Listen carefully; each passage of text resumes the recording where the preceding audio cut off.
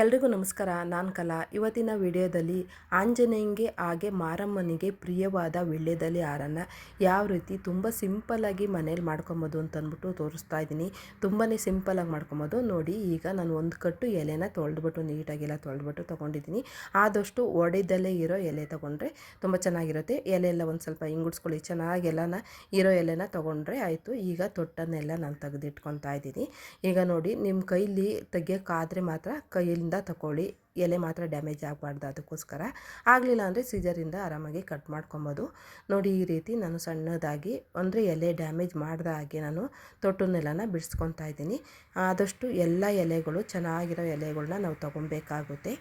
ನಿಮಗೆ ನೋಡಿ, ಇನ್ನೊಂದು ಸಲ ಹೇಳ್ತಾ ಇದ್ದೀನಿ, ತೊಟ್ಟು ಕೈಯಲ್ಲಿ ಬಿಡ್ಸೋಕ್ಕಾದರೆ ಮಾತ್ರ ಕೈಯಿಂದ ಎತ್ಕೊಳ್ಳಿ, ಇಲ್ಲಾಂದರೆ ಸೀಜರಲ್ಲಿ ನೀವು ಕಟ್ ಮಾಡಿಕೊಂಡ್ರೆ ಆಗುತ್ತೆ.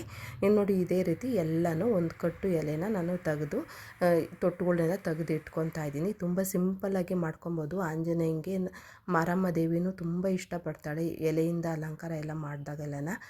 ಆದಷ್ಟು ಜಾಸ್ತಿ ಎಲ್ಲ ಆಂಜನೇಯಂಗೆ ಎಲೆ ಅಲಂಕಾರ, ಎಲೆ ಹಾರ ಎಲ್ಲ ಮಾಡಿಬಿಟ್ಟು ಹಾಕೋದು ಎಷ್ಟು ಖುಷಿ ಆಗ್ತಾ ಇರುತ್ತೆ, ನೋಡೋದಕ್ಕೆ ತುಂಬಾ ಚೆನ್ನಾಗಿರುತ್ತೆ.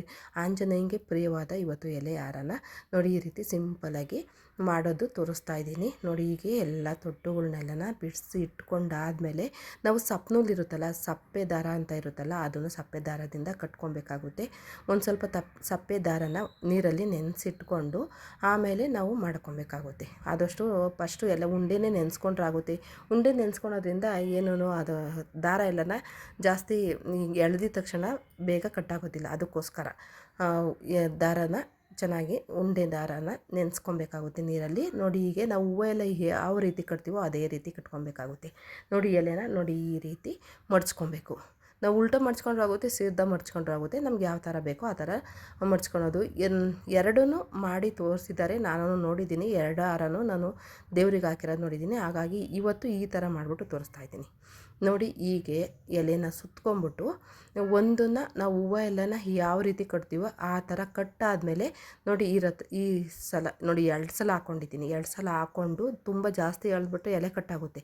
ಹಾಗಾಗಿ ಒಂದು ಸುಮಾರಾಗಿ ಎಳ್ಕೊಬೇಕಾಗುತ್ತೆ. 2 ಎಲೆ ಸೇರಿಬಿಟ್ಟು ಲಾಸ್ಟಿಗೆ ಇನ್ನೊಂದು ಸಲ ಕುಣ್ಕಿ ಹಾಕ್ಕೊಬೇಕಾಗುತ್ತೆ. ಆ ಥರ ಹಾಕೋದ್ರಿಂದ ಎಲೆನ ಆ ಕಡೆ ಈ ಕಡೆ ಎಲ್ಲನ ಹೋಗೋದಿಲ್ಲ. ಹಾಗಾಗಿ ನೋಡಿ, ಈಗ ಒಂದಕ್ಕೆ ಹಾಕ್ಕೊಂಡಿದ್ದೀನಿ, ಮತ್ತು ಇನ್ನೊಂದು 2 ಸೇರಿಸ್ಬಿಟ್ಟು 2 ಎಲೆ ಸೇರಿಸ್ಬಿಟ್ಟು ಹಾಕ್ಕೊಬೇಕಾಗುತ್ತೆ. ಇನ್ನೊಂದು ಸಲ ತೋರಿಸ್ತೀನಿ. ನೋಡಿ, ಎಲೆ ಸುತ್ಕೊಂಡ್ಬಿಟ್ಟು ಮಾಮೂಲಿ ಹೂವು ಹೇಗೆ ಕಟ್ತೀವೋ ಆ ರೀತಿ ಕಟ್ಕೊಂಡು ಈಗ 2 ಎಲೆ ಸೇರಿಸ್ಬಿಟ್ಟು ಹಾಕ್ಕೊಳ್ಳೋದು. ಇಷ್ಟೇ ಸಿಂಪಲ್ಲು, ತುಂಬ ಚೆನ್ನಾಗಿರುತ್ತೆ. ನೋಡಿ, ಆವಾಗ ಗಟ್ಟಿಯಾಗಿ ತಿಕ್ನೆಸ್ ತುಂಬ ಚೆನ್ನಾಗಿರುತ್ತೆ. ಆ ಕಡೆ ಈ ಕಡೆ ಜರುಗೋದಿಲ್ಲ ಎಲೆ. ಈ ರೀತಿ ಎಲ್ಲನೂ ನಾವು ತಗೊಂಡಿರೋ ಎಲೆನೆಲ್ಲನ ಕಟ್ಕೊಬೇಕಾಗುತ್ತೆ. ಒಂದು ಸ್ವಲ್ಪ ಲೂಸಾಗಿ ಕಟ್ಟಿದ್ರೆ ಎಲೆ ಒಂದು ಸ್ವಲ್ಪ ಓಪನ್ ಆಗುತ್ತೆ. ಹಾಗಾಗಿ ನೋಡಿಕೊಂಡು ತುಂಬ ಎಳಿಬಾರ್ದು. ತುಂಬ ಎಳೆದ್ರೂ ಅಷ್ಟೇ ಎಲೆ ಎಲ್ಲನ ಇದಾಗುತ್ತೆ, ಕಟ್ಟಾಗ್ಬಿಡುತ್ತೆ. ಎಳೆ ಎಲೆ ಅಲ್ವಾ, ಮತ್ತು ವೀಳ್ಯದೆಲೆ ಎಲ್ಲ ಒಂದು ಸ್ವಲ್ಪ ಇದಿರುತ್ತಲ್ವ, ಆಗ ಕಟ್ಟಾಗ್ಬಿಡುತ್ತೆ. ನೋಡಿ, ಈ ರೀತಿ ನೀಟಾಗಿ ಕಟ್ಕೊಬೇಕಾಗುತ್ತೆ. ನೋಡಿ, ಹಂಗೆ ಒಂದು ಸ್ವಲ್ಪ ಸುತ್ಕೊಂತು ಅದನ್ನು ನೀಟಾಗಿ ಎಳ್ಕೊಂಡ್ರೆ ಸಾಕಾಗುತ್ತೆ. ನೋಡಿ, ಈ ಥರ ಅಷ್ಟೇ ಫ್ರೆಂಡ್ಸ್, ತುಂಬ ಸಿಂಪಲ್ಲಾಗಿ ಕಟ್ಕೊಬೋದು. ಒಂದು ಕಟ್ಟು ಎಲೆಯಿಂದ ನಾವು ಆರಾಮಾಗಿ ಒಂದು ಹಾರನ ಮಾಡ್ಕೊಬೋದು. ನೋಡಿ, ಇದೇ ರೀತಿ ಎಲ್ಲನೂ ಕಟ್ಕೊಂಡು ಹೋಗೋದು. ಒಂದು 1/4 ಗಂಟೆ ಒಳಗಡೆ ಆರಾಮಾಗಿ ಕಟ್ಕೊಬೋದು. ಏನಾದರೂ ಹರಕೆ ಮಾಡ್ಕೊಂಡಿರ್ತಾರೆ, ಇಲ್ಲಾಂದರೆ ನಮ್ಗೆ ಈ ಕೆಲಸ ಆಗಬೇಕು ಅಂತಂದ್ಬಿಟ್ಟು ಹರಕೆ ಕಟ್ಕೊಂಡಿರ್ತಾರೆ. ಆ ಹರಕೆ ಈಡೇರಿಸೋದಕ್ಕೆ ನಾವು ಹೊರಗಡೆಯಿಂದ ಎಲೆ ಹಾರ ತೊಗೊಂಬಂದು ಹಾಕೋದ್ರ ಬದಲು ನಾವು ಮನೇಲೇ ಎಲೆನ ತೊಗೊಂಬಂದು ಈ ರೀತಿ ಕಟ್ಬಿಟ್ಟು ಆರಾಮಾಗಿ ಹಾಕ್ಕೊಳೋದು. ಫಸ್ಟು ಹೂವು ಕಟ್ದಂಗೆ ಒಂದು ಕಟ್ಕೊಂಡು ಆಮೇಲೆ 2 ಎಲೆನ ಸೇರಿಸ್ಬಿಟ್ಟು ಕಟ್ಟೋದ್ರಿಂದ ಗಟ್ಟಿಯಾಗಿ ಆವಾಗಿರುತ್ತೆ, ಆ ಕಡೆ ಈ ಕಡೆ ಜರುಗೋದಿಲ್ಲ. ಇಲ್ಲಾಂತಂದರೆ ಆ ಹೂವು ಎಲ್ಲನ ತುಂಬ ತಿಕ್ನೆಸ್ಸು ಥರ ಇರುತ್ತಲ್ವ, ತಿಕ್ನೆಸ್ ಇರೋದಿಲ್ವಲ್ಲ, ಎಲೆನೂ ಕಟ್ಟಾಗ್ಬಿಡುತ್ತೆ. ಮತ್ತು ಒತ್ತಾಗಿ ಕಟ್ಟಲಿಲ್ಲ ಅಂತಂದರೆ ಜರುಗ್ಬಿಡುತ್ತೆ. ಆ ಕಡೆಯಿಂದ ಈ ಕಡೆಗೆ, ಮೇಲಿಂದ ಕೆಳಗೆ, ಕೆಳಗಿಂದ ಮೇಲೆ ಆಗುತ್ತೆ ಎಲೆ. ಅದಕ್ಕೋಸ್ಕರ 2 ಸೇರಿಸ್ಬಿಟ್ಟು 2 ಎಲೆ ಸೇರಿಸ್ಬಿಟ್ಟು ನಾನು ಕಟ್ತಾ ಇರೋದು. ನೋಡಿ, ಈ ರೀತಿ ತೋರಿಸ್ತಾ ಇದ್ದೀನಿ. ನಾನು ತುಂಬ ಜಾಸ್ತಿನೇ ಕಟ್ಬಿಟ್ಟು ತೋರಿಸಿದ್ದೀನಿ, ನೀವು ನೋಡ್ಕೊಬೋದು ಅಷ್ಟೇ. ಅದಾದಮೇಲೆ ಒಂದು ಕಟ್ಟು ಎಲೆಯಲ್ಲಿ ಇಷ್ಟು ಹಾರ ಆಗಿದೆ ನೋಡಿ. ಆರಾಮಾಗಿ ಒಂದು ಕಟ್ಟು ಎಲೆಯಲ್ಲಿ ಆರಾಮಾಗಿ ಈ ರೀತಿ ಎಲೆ ಹಾರನೇ ಮಾಡ್ಕೊಬೋದು.